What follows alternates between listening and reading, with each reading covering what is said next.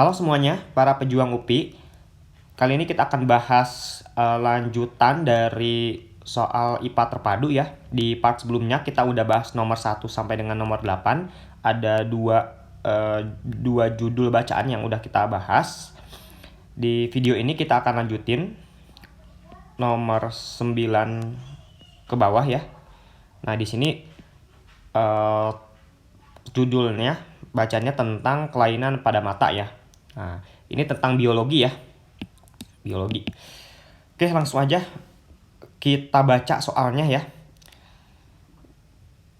Urutan yang benar dari anatomi mata yang sangat penting dalam memfokuskan bayangan pada retina agar dihasilkan bayangan nyata tegak diperkecil adalah yang mana, begitu ya. Nah, di sini teman-teman nggak bisa menemukan jawabannya di bacaan, gitu ya. Jadi harus tahu ya urutan anatomi mata, gitu ya. Nah, dan di urutan anatomi mata ini dipelajarin di pelajaran biologi ya. Oke, kalau kita lihat anatomi mata seperti ini ya. Nah, urutannya jadi jawabannya yang B ya. Dari awal kornea ya, lalu aqueous humor, lensa, dan badan vitreous. Kalau kita lihat gambarnya seperti itu ya. Pertama kornea bagian paling depannya ini ya, kornea. Setelah itu aqueous humor tuh yang ini ya. Nah, ini ya, aqueous humor. Yang bagian ini. Setelah itu lensa ini ya.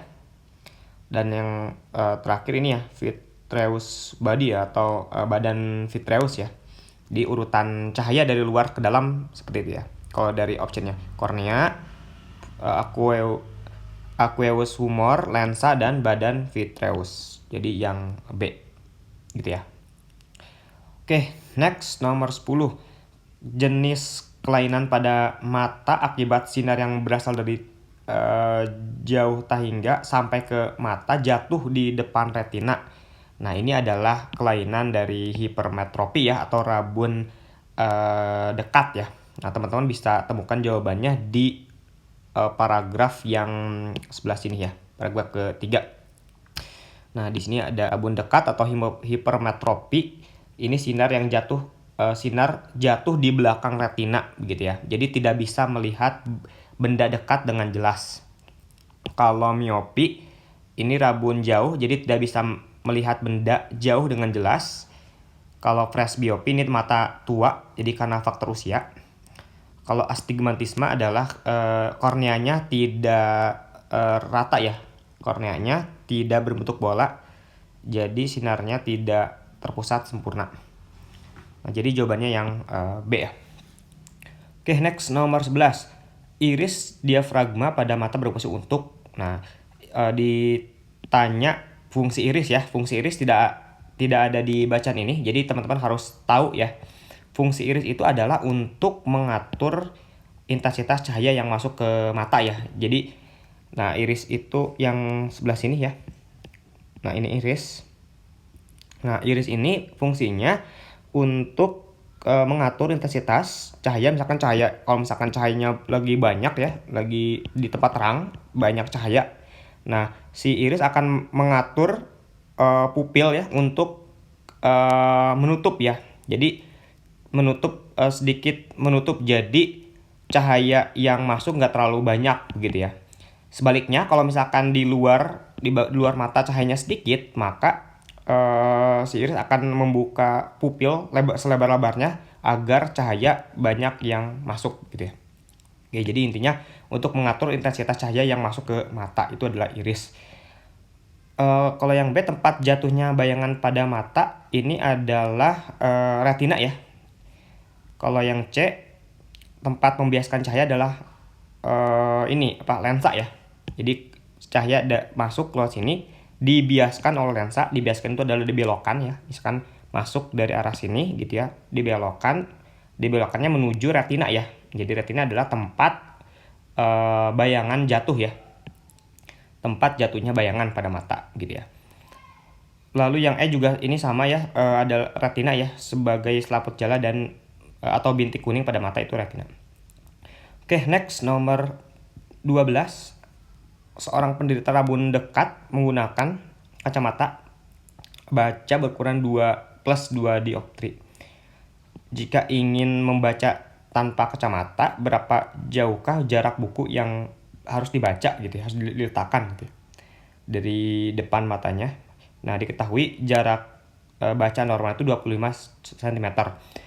Untuk menyelesaikan soal ini, teman-teman bisa menggunakan rumus P sama dengan 100 per SN min 100 per PP gitu ya.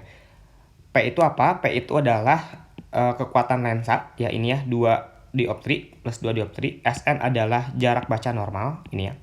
Kalau PP adalah ini ya yang ditanyakan, jarak objek di depan mata ya.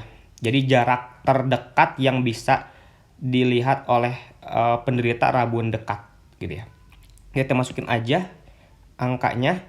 P-nya 2 berarti 2 sama dengan 100 per SN-nya 25 min 100 per PP yang kita cari gitu ya.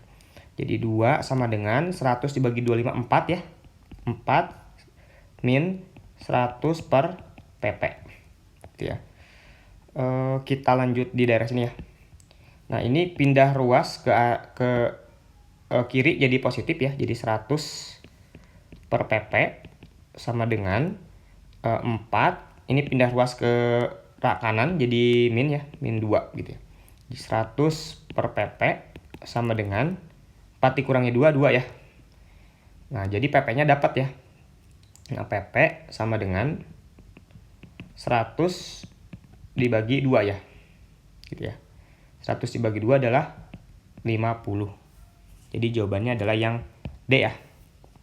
Oke, 100 per PP sama dengan 2. Jadi ini bisa tukeran tempat ya.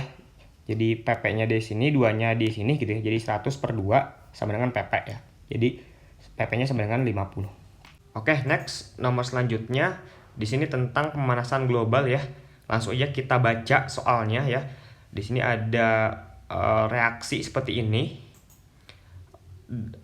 O2 yang terpakai adalah 1,6 gram, yang ditanya adalah massa CO2 yang dihasilkan berapa. Nah, di sini pertanyaannya tidak berkaitan dengan isi bacaan ya. Nah, untuk menyelesaikan soal ini, pertama kita harus setarakan dulu reaksinya ya. Di sini reaksinya belum setara. Di sini ini namanya reaksi ya. Ini adalah produk ya atau hasil reaksi. Nah, di sini kalau kita lihat reaksinya, jumlah C-nya ada 6. Di sebelah kanan atau hasil reaksinya cuma ada 1 gitu ya. Terus hanya ada 6, di sebelah kanan ada 2. O-nya di sebelah kiri ada 2, di sebelah kanan ada 3. Jadi reaksi ini belum setara. Nah, kita harus setarain dulu ya. Caranya adalah kita samakan dulu ya atom-atomnya. Kita tulis dulu reaksinya, C6 H6 C6 H6 ditambah O2 menjadi CO2 ditambah H2O. Nah, di sini kan C-nya 6 gitu ya. Di sebelah kanan juga harus 6 gitu ya, agar setara. Nah, berarti kita kasih angka 6 di sini gitu ya, agar si C-nya menjadi 6 juga. Lalu H di sini ada 6, di sebelah kanan juga harus ada 6. Nah, berarti di sebelah kanan kita kasih angka 3 di sini ya, agar si H-nya jadinya 6 gitu ya. Kan 3 kali 2 kan 6 gitu ya. H, C dan H udah setara. Sekarang yang O. O di sebelah kiri ada 2, di sebelah kanan sekarang ada 6 kali 2, 12. 12 ditambah 3 kali 1, 3. Nah, berarti 12 tambah 3, 15. Di sebelah kiri ada 2. Nah, berarti sebelah kiri harus mengikuti yang sebelah kanan. Nah, di sini kita kasih angka 15 per 2 gitu ya. Kenapa 15 per 2? Agar jadi 15 ya. 15 per 2 kali 2 itu kan 15 gitu ya. Nah, sekarang udah setara. CH O-nya udah setara di sebelah kiri dan sebelah kanan. Nah, tapi di sini pecahan gitu ya. Agar tidak ada pecahan, tidak ada bilangan pecahan, kita kali angka 2 aja semuanya ya. Jadi di sini kita kali 2 ya semuanya. Jadinya 2C6 2C6H6 ditambah 15 per 2 kali 2, 15 ya. 15 O2 menjadi 12 CO2 ditambah 6 H2O. gitu ya. Nah, ini adalah reaksi setaranya ya. Nah, di sini diketahui jumlah massa ya, massa O2 yang terpakai itu adalah 1,6 gram. Kita hitung dulu molnya. Cara menghitung mol adalah rumusnya adalah massa dibagi mr gitu ya, massa per mr. Nah, kita menghitung mol O2 ya, mol O2 sama dengan massanya adalah 1,6 gram, 1,6 dibagi dengan MrO2 itu adalah 32 ya. Gitu ya. MrO2 sama dengan ARO dikali dengan 2 gitu ya. AR itu adalah massa atom relatif. Massa atom relatif O itu adalah 16 ya. 16 dikali 2. 16 kali 2 adalah 32 ya. Jadi MR-nya adalah 32. Nah, kalau kita hitung ini jadi sama dengan 0,05 ya. 0,05 mol gitu ya. Nah, di sini 0,05 mol. Yang ditanya adalah CO2 yang dihasilkan. Nah, ini ya yang ditanya, berapa masanya berapa sih gitu ya. Nah, ini teman-teman bisa pakai perbandingan koefisien ya. Di sini kan 0,05 mol itu adalah untuk koefisien O2-nya 15 ya. Kalau misalkan CO2 yang ditanya adalah CO2, di sini koefisiennya 12. Nah, kita hitung molnya dengan perbandingan koefisien. Jadi mol CO2 sama dengan koefisien dari CO2 12 gitu ya, dibandingkan dengan koefisien O2 15 dikali dengan mol O2 0,05. Jadi mol CO2-nya adalah,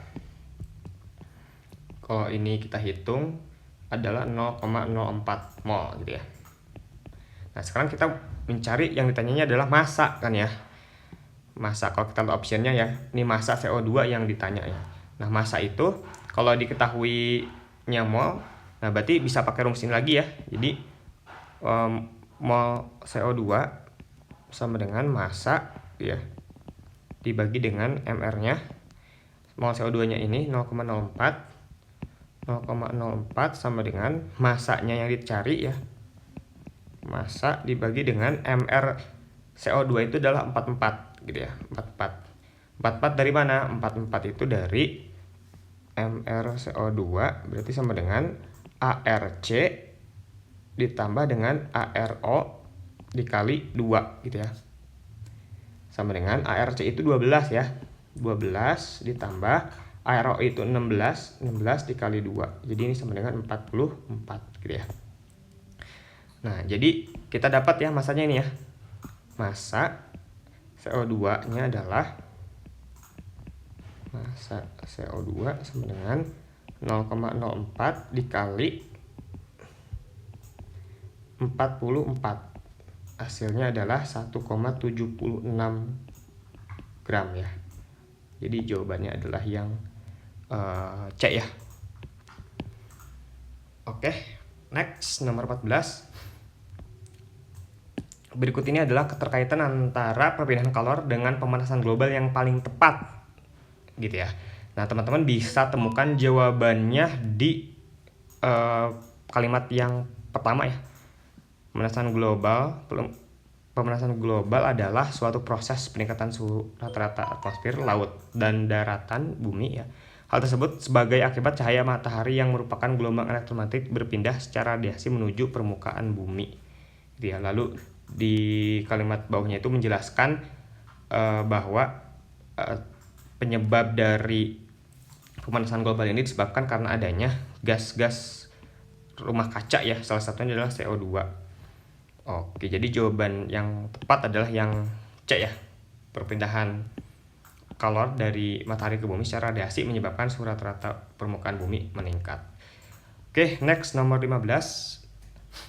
Menurut hukum Stefan, apabila suhu permukaan dari suatu sumber radiasi gelombang cahaya meningkat 2 kali lipat, maka akan terjadi peningkatan energi radiasi sebesar berapa gitu ya. Kalau teman-teman nggak hafal rumusnya, rumus hukum Stefan Boltzmann, teman-teman bisa temukan rumusnya di bacaan ya. Nah, di sini ya rumusnya ini. besar energi radiasi ya, besar energi radiasi yang sesuai dengan hukum Stefan itu rumusnya ini. Di R sama dengan E sigma A T pangkat 4 gitu ya. Nah, di sini kalau kita lihat energi ya, R, energi radiasi berbanding dengan suhu gitu ya, tapi pangkat 4 gitu ya. Nah, kalau kita lihat di sini suhunya meningkat 2 kali lipat gitu ya. Yang ditanya adalah peningkatan energinya jadi berapa kali lipat. Nah, di sini kan T-nya pangkat 4 ya. Jadi di sini T-nya kita ganti aja dengan angka 2 ya, karena meningkat 2 kali. Jadi 2 pangkat 4. 2 pangkat 4 berapa? 2 pangkat 4 adalah 16 gitu ya. Jadi jawabannya adalah 16 kali. Oke. Next, nomor 16.